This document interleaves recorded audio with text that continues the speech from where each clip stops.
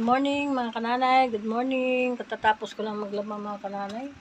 Marami din akong labahan. Hindi ko pa nasampay yung sa bata. Morning sa inyo, kamusta po kayo? Good morning.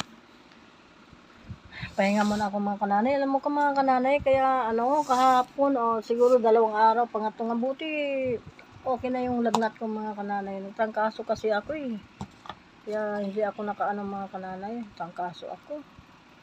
Pero ngayon okay na, nakainom na ako ng gamot. Bigla akong pumayat mga kananay Bigla akong pumayat kasi yun nga, may trangkaso. Wala pa akong ganang ikain mga kananay ngayon. Good morning po sa inyong lahat. Kamusta po kayo? Ingat po kayo lagi. Ang buhay natin ngayon magulo. Magulo pa yung ko ba mga kananay, hirap ng ispilingin yung natin. Buhay natin ngayon, mga nangyayari sa mundo, nangyayari sa Pilipinas, hirap talaga mga kananay. Ayan, wala lang tayong ibang mga kananay, magdadasal lang tayo sa Panginoon mga kananay, kasi yun lang talaga ang tanging paraan na kahit sa pang-araw-araw natin mga kananay, number 1 sa atin magdadasal, ganon. Sa araw-araw, kahit saan mo naroon, magdadasal mga kananay. Pahinga muna ako mga kananay kasi ngayon magluluto ako ng ng saging. Magluluto po ako ng saging. Merienda mamaya.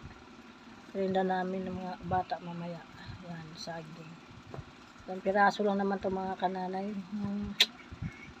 Merienda mamaya. Pahinga muna ako, napapagod pa ako. Pahinga ako habang dito ako sa tulugan. Ganyan mga kananay. Alam mo mga kananay,